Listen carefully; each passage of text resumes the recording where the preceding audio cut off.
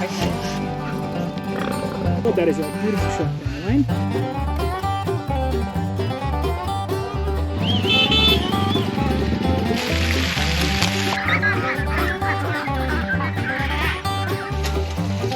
Mate, no more flies in my face.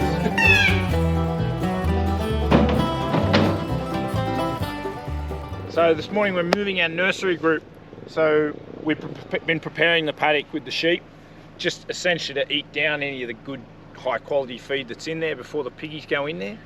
So we've just moved the sheep out of that one into here. We're in a very privileged position at the moment where it doesn't really matter where we put them. We've got an abundance of pretty high quality feed everywhere. But then we're going to run the weaners through, pull a few out, pull a few mummies out, and then move our nursery group. So come along with us. We've got piggies on the move.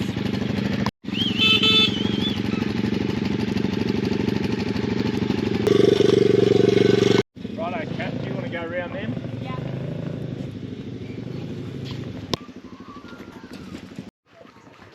What happened, Dave? Nothing, mate. Did you run out of fuel, mate? Nah. You missed the whole thing. I was going to talk about how good the lanes are. So guys, that was a perfect example of essentially Leo moved the whole lot himself, because I came back to put fuel in the car for you, and I've come up here and he's already got them in the yard. So that's because we have these lanes everywhere. So we came up one lane into the main spine lane, wanted them down the hill here. We shut the gates at the back and they just wander in, and there's just no stress at all. So there's a handful in here that are going to come out because they need worm treatment, which isn't something we do very often. There's one mummy in here that'll come out just because she's had enough. She's looking skinny, so she's probably got some of the bigger piglets in here, so they're ready to be weaned anyway. But otherwise, these guys will do really well on some virgin ground. We're putting them in some virgin ground now, so plenty of pasture, had a bit of rain, so we'll end that egg cycle, end that worm egg cycle, and they'll kick on. It's amazing. They go from this size to finished in what seems like a heartbeat. So I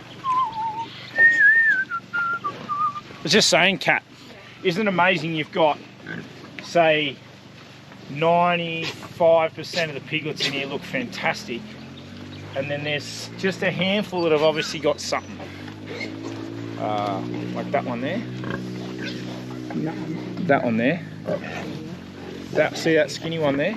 And then the rest of them look great. So that's just the level of...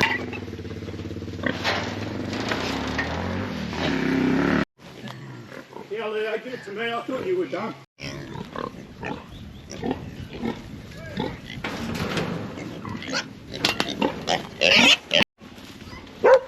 Hi.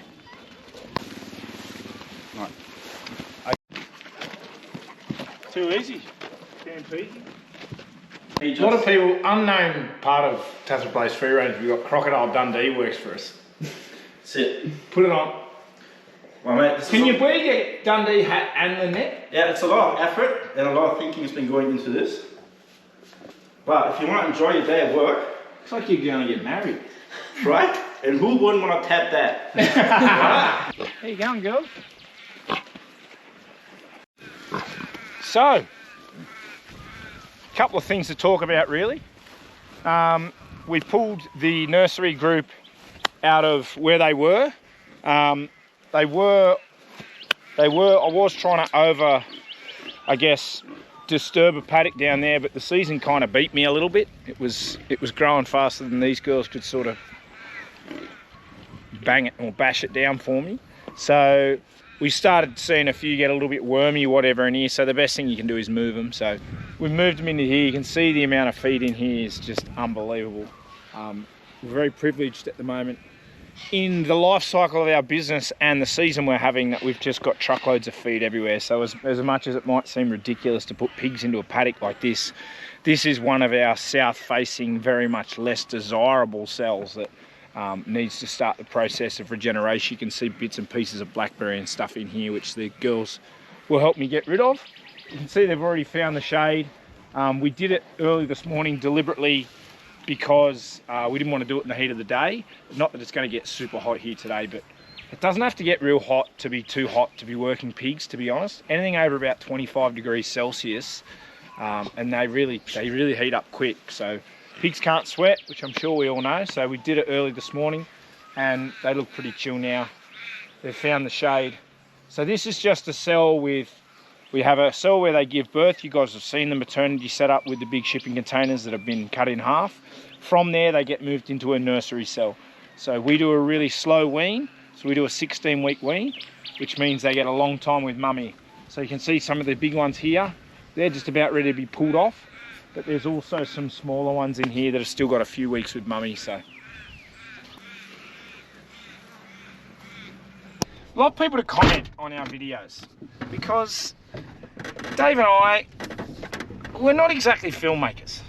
So if we could get some insight into what you want to see, to be honest, there's so much we could film and there's so much we could document here. What are you interested in? And also, more importantly, I'm coming to the States, baby. I want to know where I should go. I want to know who I should go and see. Who do my morals align with? I'm going to be sort of south or east, flying into Dallas. So if you're around that area, man, I'm all in. I don't know a damn thing about the United States. So super psyched bucket list thing for me. So like, communicate with us on any level. We want to hear from you and we want your input, don't we, David? We do. And whilst got you on there, probably an important public announcement. I scored my first 100 for the year on the weekend. I'm back, baby. Yeah, that'll really connect with the American audience. Oh, cricket's like baseball, but not as strategic. Look at this. Man, these are going to be monsters. Hey, Fluffy. Hello, Fluffy. How are you actually doing? Hey? Don't pat your maremas, all right? Definitely don't give them any love. Hello, gorgeous girl. Dickon update. So this, as everyone knows, is a bit of a trial for my next crazy experiment, which we won't go into detail, but we're planning a larger scale sort of a chicken operation, and this ideally is the way I'd like to do it. Essentially let them just run around like mad hatters.